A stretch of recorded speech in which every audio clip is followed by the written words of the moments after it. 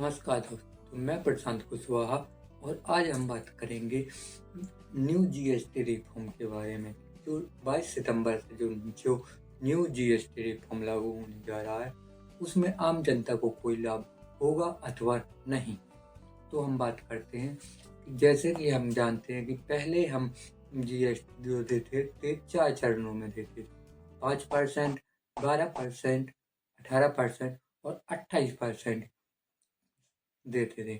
और अब जो नया रिफॉर्म आया, इसमें हमें 3 चरणों में जीएसटी देनी होगी, जो 5%, 18% और लग्जरी चीज़ों पर 40%। तो जैसे कि हम पहले बात करते हैं कि 5% हमें किन चीज़ों पे देना होगा। तो जो हमारी रोज़मर्रा की उपभोग की चीज़ें, उसमें 5% जीएसटी देनी होगी हमें।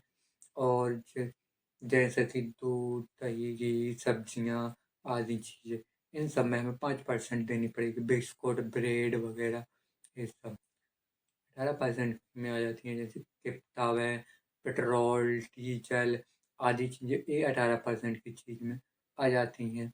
और 40% की दर में हमें जो लग्जरी चीज़ें हैं, वो जैसे लग्जरी वॉच, लग्जरी गाड़ी, लग्जरी एसी वगैरह ये सब, इनमें लग्जरी चीज़ों में हमें 40% दर देनी होगी।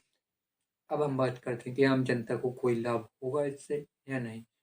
तो दोस्तों, जैसा कि जो जिसमें हम पहले जानते पह तो दोस्तों, जैसे हम पहले समझते थे कि यदि किसी वस्तु जो ₹100 की है और उसमें अगर 5% की जीएसटी लगती है, तो हमें 105 पे करने होंगे।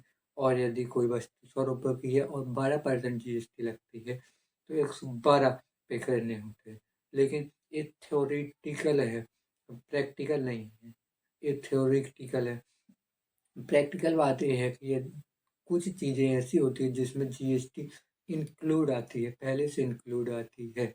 जैसे कि बिस्कुट, यदि बिस्कुट में जीएसटी पहले से ल आती है, तो उसमें कोई कमी नहीं होगी। जैसे यदि कोई बिस्कुट 5% है, ₹5 की है, तो उसमें जीएसटी इंक्लूड है, तो उसमें कोई कमी नहीं होगी। और जिसमें जीएसटी इंक्लूड है, तो उसमें मुझे नहीं लगता कि आम जनता को कोई लाभ होगा।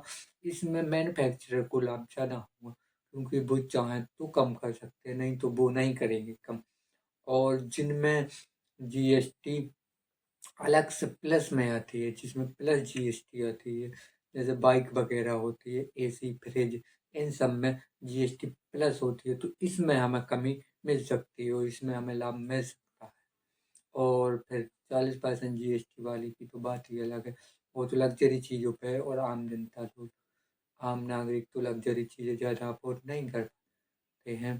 तो इसमें मेन मुद्दा सरकार का ये है कि, और हाँ दोस्तों, इसी में साथ ही में ये है कि जैसे कि यदि हम लाइफ इंश्योरेंस कराते हैं, तो उसमें बहुत बड़ी कमी आई है जीएसटी में। उसमें 0% जीएसटी कर दी गई है। यदि हम लाइफ इंश्योरेंस, हेल्थ इंश्योरेंस, किसी भी प्रकार का इंश्योरेंस कराते हैं, उसमें 0% जीएसटी लगेगी। और सिगरेट, तम्बाकू, बीड़ी, गुटखा, इन पर जीएसटी बढ़ा दी गई है।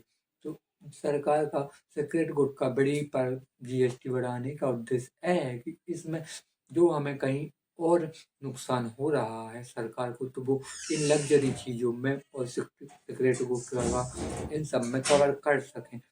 तो इससे अगर जीएसटी बढ़ेगी जैसे सिगरेट, गुटखा पर, तो वो सब महँगे भी हो जाएँगे, जिससे इसका कंज़्यूम कम होगा।